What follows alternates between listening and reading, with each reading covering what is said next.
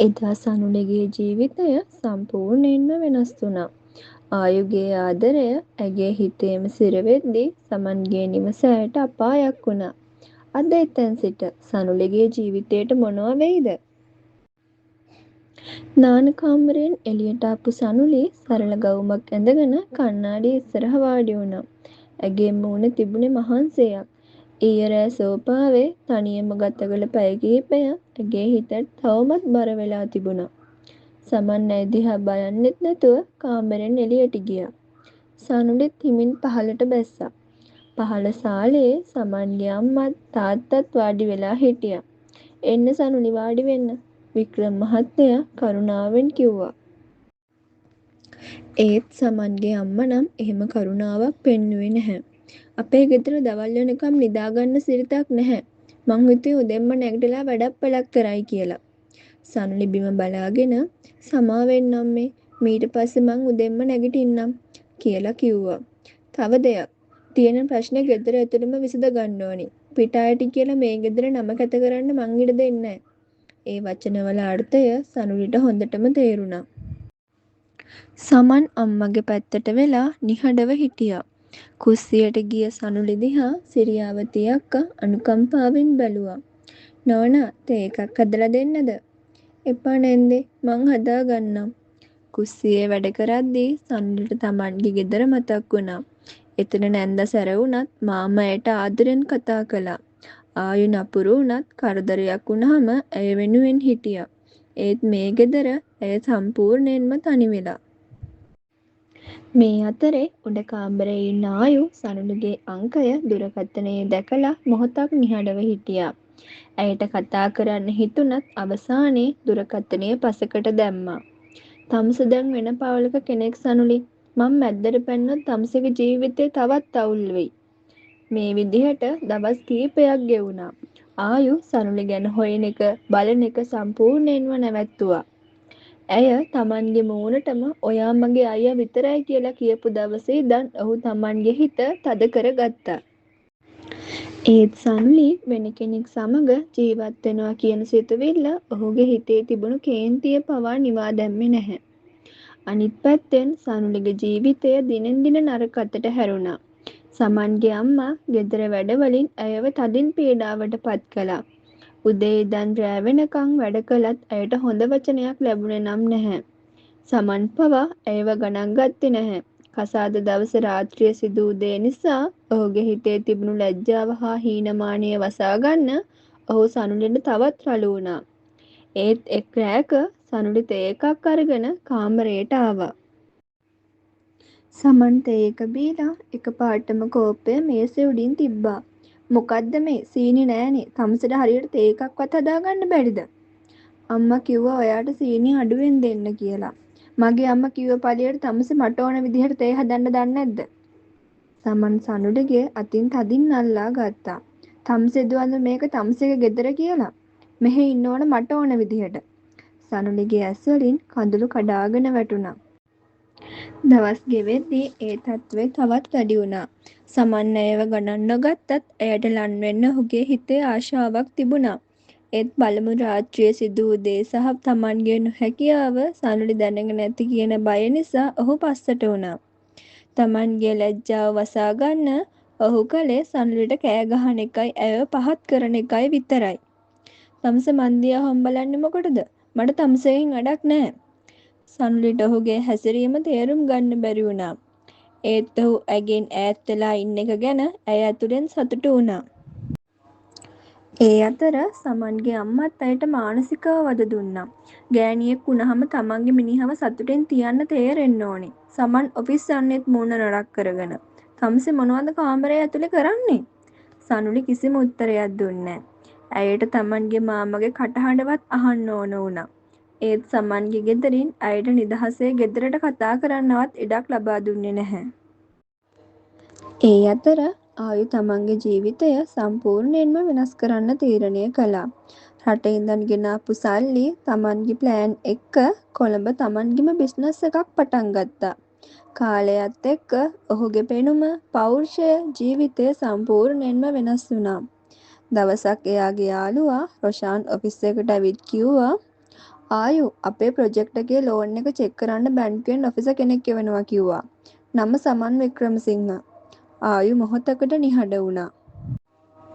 පහුවදා සමන් ආයුගේ office එකට ආවා. දොර අරගෙන ඇතුළට ආපු සමන් ආයුව දැකලා එකපාරට නතර වුණා. කලින් තමන් දැකපු ආයු වෙනුවට දැන් ඔහු ඉස්සරහා හිටියේ බලවත් තරුණ ව්‍යාපාරිකයෙක්. වාඩි වෙන්න මිස්ටර් සමන්. ආයු සීතල හඬින් කිව්වා. වැඩ ගැන කතා කරලා ඉවර වෙලා ආයු හදිස්සියෙම ඇහුවා සනුලි සතුටින් ඉන්නවද? සමන්ගේ මූණ වෙනස් වුණා.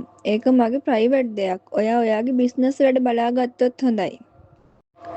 ආයු කිසිම හැඟීමක් නොපෙන්වා මං ඇහුවේ නේද ඒකමට කියලා කතාව ඉවර කළා. සමන් කේන්තියෙන් ඔෆිස් එකෙන් පිට වුණා. එදා හවස ගෙදර ආපු සමන්ගේ කේන්තිය සනුලිටත් දැනුණා. මොකද උනේ සමන්? සනුලි ඇහුවා. තම්සෙකට වහගන්නවා. සමන් ඇගේ අතින් තදින් අල්ලා ගත්තා. තම්සෙගේ අර මහලොකු අයියා දැන් ලොකු ව්‍යාපාරිකයෙක් වෙලා. අද අපේ බැංකුවට ඇවිත් මට ලොකුකම් පෙන්නුවා. සනුලිගේ හදවත ගැස්සුණා. ඔයා ආයෝ හම්බුණාද? ඔව්. සමන් ඇගේ අත ඇතෑරලා වොෂ්රූම් එකට ගියා. සනුලි බිත්තියට හේතු වෙලා බිම වාඩි වුණා. ආයු සහ සමන් මුහුණට මුහුණ හමුවීම ගැන ඇගේ හිතට ලොකු බයක් ගෙනාවා. දවස් දෙකකට පස්සේ සනුලිගේ මාමයි නැන්දයි ආයුයි ඇයව බලන්න සමන් ළඟ ගෙදරට ආවා. සනුලිට මාම දැකපු ගමන් ඇස්වලට කඳුළු ආවා. මාමේ මගේ කෙල්ල සතුටින් ඉන්නව නේද? සනුලි අමාරුවෙන් hina වෙලා ඔළුව වැනුවා. තේ අරගෙන ආපු සනුලි ආයු ඉස්සරහා කෝප්පය තිබ්බා. ඇයට ඕනුනේ එකපාරක් හරි ඔහුගේ ඇස් දෙක දිහා බලන්න. ඒත් ආයු ඇය දිහා බැලුවේවත් නැහැ. ඔහු සනුලිව සම්පූර්ණයෙන්ම නොසලකා හැරියා. සනුලිගේ හිතට ඒක මහ ලොකු වේදනාවක් වුණා. පැයකට පස්සේ හැමෝම යන්න ලෑස්ති වුණා. මාම්මා සනුලිව බදාගෙන සමුදුන්නා. ඒත් නැන්ද නම් ආව වෙලේ ඉඳන් හිටියේ සනුලි දිහා රවාගෙන බලා ගත්ත ගමන්. ආයු වාහනේ ළඟට ගියාට පස්සේ සනුලිත් නොදැනුවත්වම ඔහු පස්සෙන් ගියා. අයියේ ආයු වාහනේ දොර අල්ලගෙන නතර වුණා. ඔහු පස්ස හැරිලා සනුලි දිහා බැලුවා. ඒත් ඔහුගේ ඇස් නතර වුණේ ඇගේ මූණේ නෙවෙයි. සනුලිගේ බෙල්ල ළඟ තිබුණු කළු පාට තුවාල පාරක් ඔහු දැක්කා. ඒ වෙලාවේ ආයුගේ මූණ සම්පූර්ණයෙන්ම වෙනස් වුණා. ඔහුගේ ඇස් වලින් මතුවුණේ දරා ගන්න බැරි තරමේ කේන්තියක්. සනුලි බයෙන් පස්සට වුණා. ආයු කිසිම වචනයක් නොකිය වාහනයට නැගලා දොර හයියෙන් වහගත්තා. වාහනය වේගෙන් යන්න ගියා. සනුලිට ඒ වෙලාවේ එක දෙයක් විතරක් තේරුණා. ආයු ඇගේ බෙල්ලේ තුවාලේ දැක්කා කියලා විතරක් සනුලිට හිතුණා. රෑ වෙලා කාමරයේදී ජනේලෙන් ආපු සීතල සුළඟට සනුලිගේ සාරි පොට ටිකක් එහාට මෙහාට වෙද්දී කණ්ණාඩියන සනුලිගේ බෙල්ලේ තිබුණු ඒ නිල් පාට පාර සමන්ගේ ඇස ගැටුණා. සමන් එකපාරටම ඇඳෙන් නැගිටලා ඇවිත් සනුලිගේ කරපටියෙන් තදින් අල්ලගත්තා. ආයු තම්සෙ දිහා බලන් හිටියේ අමුතු විදිහට. තම්සෙට ඔක්කොම කියලා උගේ ඉස්සරහා අහිංසකී වෙන්න හැදුවා නේද? සමන් කෑ ගැහුවා. අනේ නෑ සමන් මං එයා එක්ක කතා කළෙත් නෑ. සනුලි ඇඬුවා. සමන් ඇයව ඇඳට තල්ලු කර දැම්මා. මේ අතර ආයු රොෂාන්ට කෝල් කළා. අර සමන්ගේ බැංකු ප්‍රොජෙක්ට් එක හෙට උදේම නතර කරපන්. හෙඩ් ඔෆිස් එකට කම්ප්ලේන්ට් කරලා උගේ රස්සාව විතරක් නෙමෙයි මුළු ජීවිතේම හොලවපන්. පහුවදා උදේ ඔෆිස් එකේදී මැනේජර් සමන්ට තදින් බැන්නා. මිස්ටර් ආයු සියලුම ලෝන් රික්වෙස්ට් කැන්සල් කරලා. තම්ස තර්ජනය කළා කියලා හෙඩ් ඔෆිස් එකට කම්ප්ලේන්ට් කරලා. පරීක්ෂණ ඉවර වෙනකන් තම්සගේ වැඩ තහනම්. අනේ සර් මට එක අවස්ථාවක් දෙන්න. සමන් අසරණව වැඳ වැටුණා. දැන්ම බඩු ටික අරගෙන යනවා යන්න මැනේජර් කිව්වා. රස්සාව නැති වුණු සමන් ගෙදර ඇවිත් සනුලිගේ අතින් අල්ලගත්තා. ඌ මගේ රස්සාව නැති කළා. තම්ස නිසා තමයි මට මේ හැමදේම. එතකොටම සමන්ගේ ෆෝන් එකට ආයුගෙන් මැසේජ් එකක් ආවා. තම්ස සනුලිට රිදෙව්ව නිසා මන් උඹේ රස්සාව නැති කළා. තවත් රිදවන්න හැදුවොත් උඹට ජීවත් වෙන්න තියෙන මුළු ජීවිතේම මන් නැති කරලා දානවා. රස්සාව අහිමි වූ සමන්ගේ කේන්තිය සහ නැන්දාගේ නපුරු වචන හමුවේ සනුලිට මහ ගෙදරිනුත් පිහිටක් ලැබුණේ නැහැ. දවසක් පෝෂණයේ අඩුකම සහ මානසික පීඩනය නිසා සනුලි එකපාරටම සාලේ බිම වැටුණා. සමන් සනුලිව රෝහල් ගත කරලා මාමට කෝල් කළා. ආරංචිය ගියපු ගමන් තෙයක් මාමයි ආයේ රෝහලට ආවා. ඩොක්ටර් කිව්වා මේ ළමයා ගොඩක් අසනීපෙන් ඉන්නේ. හරියට කෑමක් නැහැ. ලොකු මානසික පීඩනයකින් ඉන්නේ කියලා. සනුලි ඇස්සරලා ආයු දිහා බලද්දි ඇගේ ඇස් වලින් කඳුළු ගලාගෙන ආවා. ආයු වේදනාවෙන් හා තරහෙන් පපුව තද කරගෙන කොරිඩෝවට ගියා. දවස් දෙකකට පස්සේ සනුලිගේ ටිකට් කපද්දි සමන් ආවා එයාව එක් කරගෙන යන්න. යමු මං තමුසෙව එක් කරගෙන යන්න ආවේ කියලා කිව්වා. එතකොටම මාමා සමන්ට සැර වුණා. සනුලි ආයේ තමුසලාගේ ගෙදරට එන්නේ නැහැ. මම මගේ කෙල්ලව ආයේ තමුසලාගේ අපායට යවන්නේ කියලා කිව්වා. එතකොටම ආයුත් ඒ කතාවට එකඟ වුණා. මිස්ටර් සමන් සනුලි යන්නේ අපේ ගෙදරට. තමුස එකක නැත්නම් අපි මෙතනට පොලිසියෙන් ගෙන්නනවා. දොස්තරලාගේ රිපෝට් වල ඔක්කොම තියෙනවා. පොලිසිය ගැන කීවා විතරයි සමන් එතනින් ඉක්මනින් පිටව ගියා. සනුලිව ගෙදරට එක්කන් ආවහම නැන්දා කෑ ගැහුවා. ආව නේද ආයෙමත් මේ ගෙදරට මෝසලකම ගේන්න. වෙන එකෙක්ගෙන් ගුටි කාලා ආයෙත් අපේ පිටේ එල්ලෙන්න ඇවිත් කියලා තදින්ම කිව්වා. ආයු ප්‍රථම වතාවට එයාගේ අම්මට මෙහෙම කිව්වා. අම්මේ තවත් එක වචනයක්වත් සනුලිට කිව්වොත් මං අද මේ ගෙදරින් යනවා යන්න. ආයෙ කවදාවත් මෙහෙට එන්නේ නැහැ. එතකොටම නැන්දා ගොළු වුණා වගේ සද්ද නැතුව හිටියා. දවස් කිහිපයකට පස්සේ මාමයි නැන්දයි ගෙදර නැති වැසිබර හැන්දෑවක වැස්සට තෙමෙමින් ගෙදර ආපු ආයුට පඩිපෙළ ළඟදී සනුලිව මුහුණට මුහුණ හමු වුණා. දෙදෙනාගේ මැස් එකිනෙක ගැටුණා. අයියේ ඔයා හොඳටම තෙමිලා සනුලි හිමින් කීවා.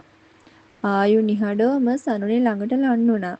එයාගේ උණුසුම් ඇඟිලි තුඩු සනුලිගේ කම්මුල් දිගේ ගිහින් බෙල්ලේ තිබුණු තුවාල පාර ළඟ නතර වුණා. සනුලිගේ ඇස් වලින් කඳුළු ගලාගෙන ගියා. තවමත් රිදෙනවද? ආයු ගැඹුරු කටහඬින් ඇහුවා. නෑ අයියේ සනුලි වෙවුලමින් කිව්වා. ආයු මොහොතක් සනුලිගේ ඇස් දිහා බලාගෙන හිටියා. සනුලිව පපුවට තද කරගන්න හිතුණත් ඇය වෙන කෙනෙකුගේ බිරිඳ කියන යථාර්ථය මතක් වෙලා එයා හිමින් අත පිටිපස්සට ගත්තා. තමන්ගේ පරිස්සම බලා ගන්න සනුලි ආයු හිමින් කිව්වා. සනුලි දොර දිහා බලාගෙන හඬා වැටුණා. ආයුට තවමත් තමන්ගේ ආදරයක් තියෙනවා කියලා එයාට තේරුණා. පහුවදා උදේ සනුලි ආයුට තේ කෝප්පයක් දුන්නා. තේක හොඳයි පරිස්සමින් ඉන්න ආයු කිව්වා. ඒ ලස්සන මොහොත බිඳිමින් සමන් සහ එයාගේ අම්මා ගෙදරට ආවා. මං ආවේ මයි ගෑණියෙක් යන්න. සමන් කෑ ගැහුවා. ආයු මග හරහට හිටගත්තා. සනුලි ආයේ තම්සලාගේ අපායට යන්නේ නැහැ. තම්ස කරපු දේවල් වලට මං ඩිවෝස් එක අරන් දීලායි පස්ස බලන්නේ.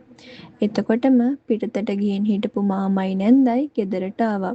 එයාලා පිටිපස්සෙන්ම සමන්ගේ තාත්තත් ආවා. ප්‍රශ්නේ දුරදි ගියයි කියලා බය වෙනු නැන්දා මැද්දට පැන්නා. මේ කෙල්ල නිසා තමයි හැම ප්‍රශ්නයක්ම. සනුලි උඹ ඉක්මනට සමන්ලා එක්ක ඵලයන්. එයා සනුලිට කෑ ගැහුවා. කට වහ ගන්නවා මාමා නැන්දට තදින් කිව්වා. ඊට පස්සේ එයා සමන්ගේ තාත්තා ඉස්සරහට ආවා. මගේ කෙල්ල ඉස්පිරිතාලේ වැටෙනකම්ම තමුසගේ පුතා වද දුන්නා. සමන් එකපාරටම අසරණ මූණක් මවා ගත්තා.